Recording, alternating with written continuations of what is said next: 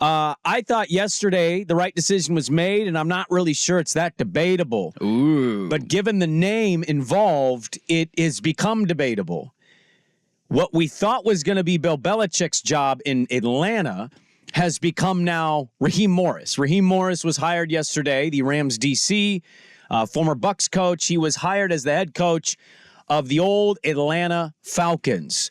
I thought there was a really funny tweet from Justin Spears, who covers Arizona athletics. He said, Belichick blew a 2-interview lead? ? Yes, he did.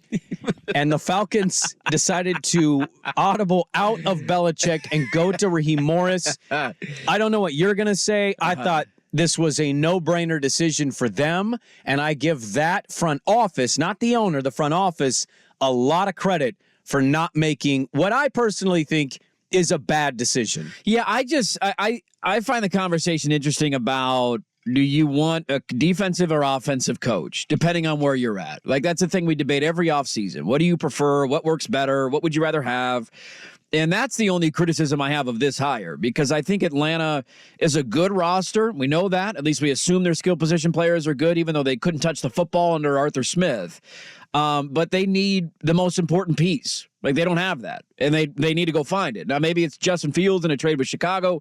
Maybe it's Kirk Cousins. Maybe it's drafting a guy, trading up. I don't know what they're going to do, but they need a quarterback, because without one, they have no chance at winning.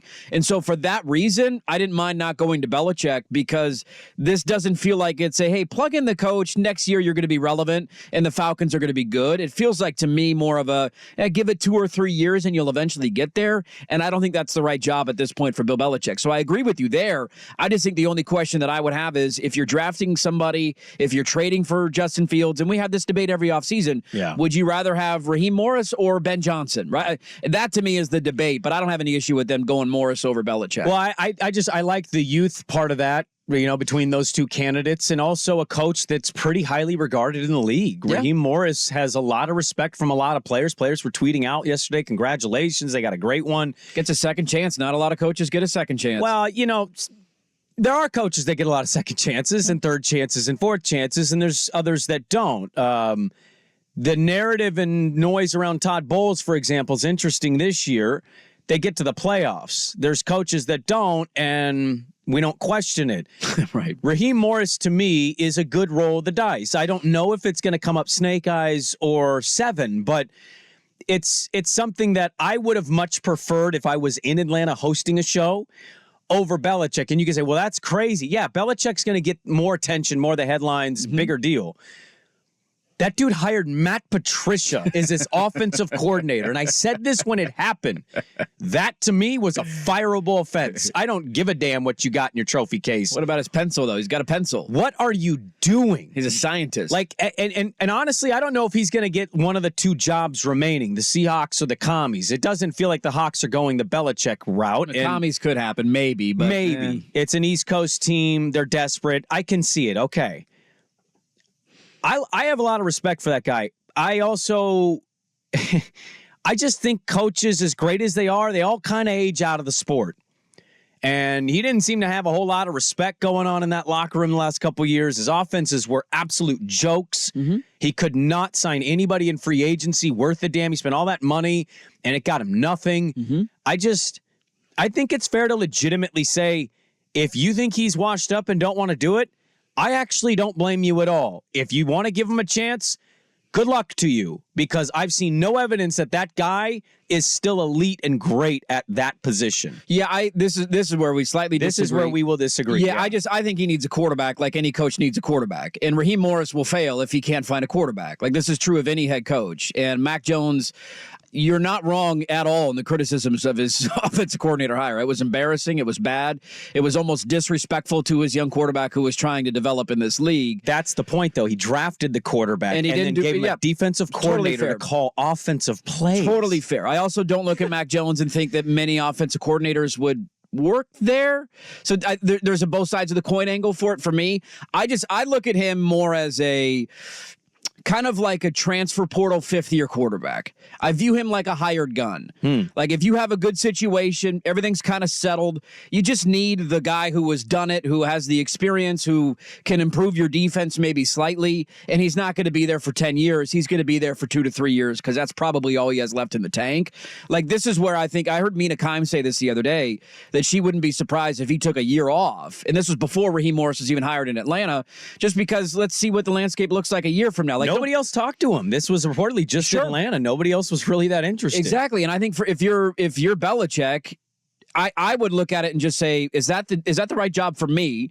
Because it's not going to. I still believe they're not going to win right away there. It's going to take a year or two, unless they go get Kirk Cousins or something, and maybe that's the piece. We would disagree a little bit there. Sure. I think teams can always surprise you year to year. Totally. I don't view them as a contender until they find a quarterback. They might be able to make the wild card. Maybe there's a Baker Mayfield in their life somewhere, but I don't view them as a legitimate contender to win a Super Bowl. And so there are worse things that you could do than sitting around for a year, waiting to see what the landscape looks like, and waiting for these other jobs. I was going to get to a segment on this yesterday on a totally different sport, and I don't mean to tangent it right now, but I've been wondering the last couple of weeks if there's anything like that rattling around Jonathan Smith's head. Jonathan Smith bolted for the first job opportunity that he got at Michigan State, and then weeks later you had Alabama come open. I don't know if he's not going to get that job, but that led to Washington being open. They might have hired him. That's the one that I think UCLA might be open in the very near future with Chip Kelly going. I don't know if that's a better job than Michigan State. We can debate that, but he's from Pasadena. Like sometimes just grabbing that first opportunity is not the right call. And so if you're Belichick,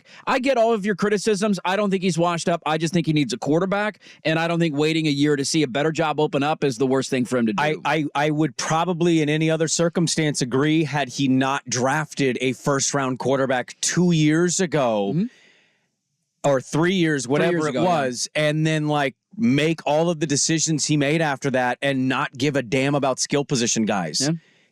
Mac Jones, you can not like Mac Jones. I'm certainly not the biggest Mac Jones guy. I made fun of him for the MJ10 thing. He tried to copy TB12. Who did he have? Not a lot. Gesicki? Like this is the thing about him. How dare you sleep on Milwaukee Mustang Kendrick Bourne? I love Kendrick Bourne. Come on now, he's local product. What are we doing? As accomplished a coach as he is, Dirt. Yeah. He certainly has not shown a lot of, I give a damn about anything offensively. I want to win 9-0. Totally fair. And that's not appealing. That's not fun. That's not exciting. It is when you win and you got Brady, but when you don't and you have Mac Jones and Matt Patricia arguing with Joe Judge about what play call to run, and he's saying fake punt and Patricia saying all out blitz, and Mac Jones is going, those aren't plays for me. I don't know why you'd sign up. And here's the other part of this. I don't like to question competitive nature per se, but is he interested in like being around for 5 to 6 years to build a Super Bowl, or is he here for 2 years to set a record? Because he's 15 wins shy of Shula. Yes, he is. So hold this for the old takes exposed. I thought Atlanta made the right decision yesterday. Arthur Blank wanted him, but the front office was adamant. This is not the dude. They want Raheem Morris. Arthur Blank gave it to the front office. We'll see what team signs him if they decide to do it. But I don't blame any team for not being interested. His last 3 years have been horrific in my view. They have not been very good.